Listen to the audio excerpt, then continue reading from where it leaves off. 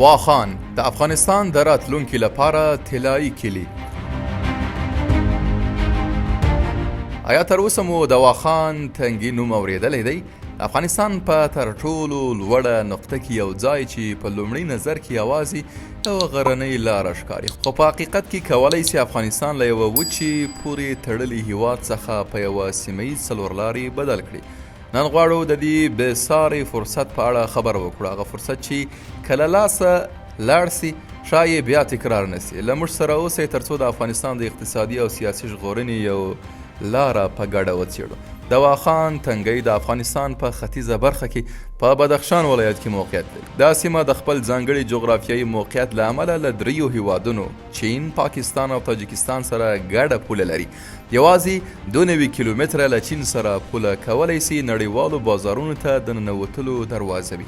واخان نه یوازې زړه راښکونکی طبیعت لري، بلکې د جیوپولیتیک له نظره هم د هیواد یو له خورا مهمو نقطو څخه دی. هغه سیمه چې کولی سي افغانستان د چین د اقتصادي کمربند په څیر لویو سیمه ییزو پروژو سره ونښلوي. همدلته تاسو ته بلنه ورکوو چې د اوروج څېړنیزې او خپرندویې ادارې چینل سبسکرایب کړئ.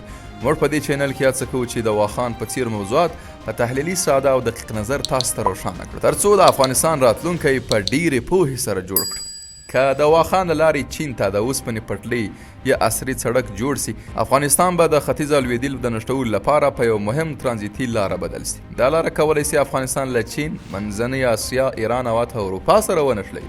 دا په دې معنا ده اسانه او ارزانه صادرات او واردات، ځوانانو ته پراخ کارموندنه، په بدخشان ولایت او نورو سیمو کې چټکه اقتصادي وده، په سیمه کې د افغانستان د معاملې ځواک زیاتوالی، د سیلانیانو جذب او دوامداره پراختیا. د واخان لاره لوړه او غرنۍ ده. په دې سیمه کې د عصري زیربناو جوړول لګښت، تخصص او سیاسي ارادې ته اړتیا لري. ځینې هیوادونه نه غواړي افغانستان داسې موقعیت ته ورسیږي او ښایي خنډونه رامنځته کړي، خو موږ باید د خپلو ملي ګټو دفاع وکړو. که افغانستان دا لاره فعاله نه کړي، نور به بدیلې لارې پراخې کړي او موږ به د لسیزو لپاره د سیمهییزې ودې له کاروان څخه وروسته پاتې شو.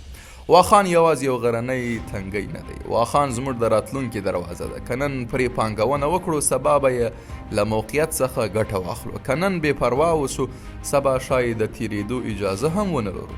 ګرانو دوستان، که د افغانستان راتلونکي ته مو اهمیت ورکوئ، که باور لرئ چې هیواد مو باید په خپلو پښو ودرېږي، نو باید د واخان په څېر له پروژو ملاتړ وکړو. موږ په اوروج څېړنیزه او خپرندویې اداره کې په پوره توان هڅه کوو چې پوهاوی ورکړو او خلکو ته د پراختیا لید پراخ کړو.